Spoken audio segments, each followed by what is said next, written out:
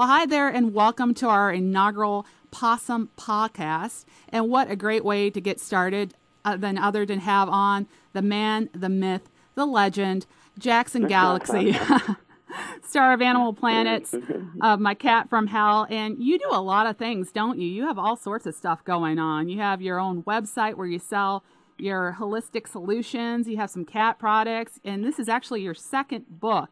How do you find time to do all these great things? Yeah, and what's even crazy, and thank you for mentioning all that. And I'm starting the Jackson Galaxy Foundation, just about to get off the ground, where we're going to be working to help, better the sheltering system in America. So yeah, we're doing a lot of stuff. And hey, I don't know. I have no idea how I don't sleep, but it's fun. I wouldn't do it if it wasn't my passion. Well, you also have a YouTube site, and of course we love YouTube because we have our own YouTube channel, your Cat Mojo through the Animalist Network. Why don't you tell us a little bit about that? Well, basically I got to a point where I really could not answer folks' questions anymore. They were hitting me up on Facebook and Twitter and writing emails, and I felt bad because I want to be available to try to keep cats in people's homes. I don't want them to wind up on the street or in the shelters, and that's my job. So I figured by just putting out short videos, addressing very common problems, that maybe it would help somehow and talk to a larger audience. And so far, I'm getting really good feedback on that.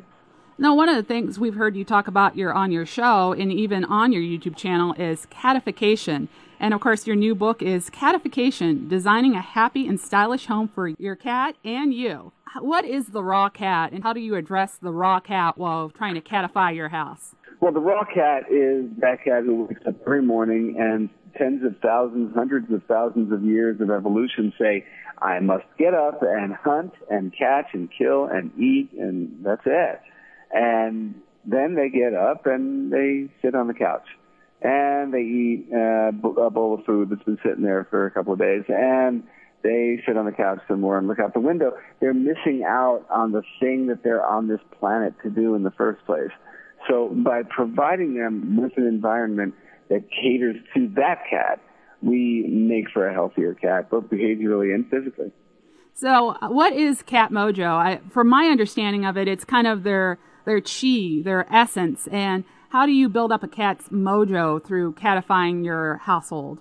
Well, like you said, it is. It's their chi, but and that's it's like human mojo.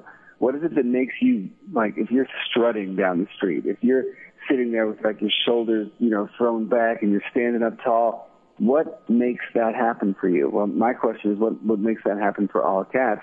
And it's confident ownership of territory. They're very territorial animals. So if they feel like there are places in the territory that their scent is strong, that it's socially very advantageous for them, they will be healthier because it's speaking to that raw cat.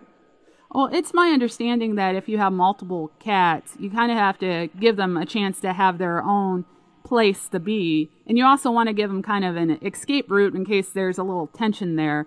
How would you build up a environment for multiple cats versus maybe a singular cat? Well, I believe in the thing I call the cat superhighway. And the cat superhighway is up in the sky, and it can be different lanes of traffic. You can have a lane of traffic on the floor, one at couch level, one at the top of the bookshelf. And you're creating a world where the cats can basically stay out of each other's fur.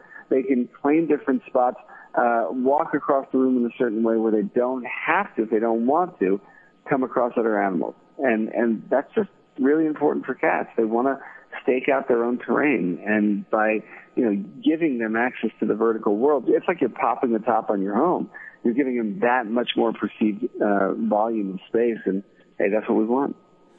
We personally have a single cat. He's made it clear that he wants to be a single cat.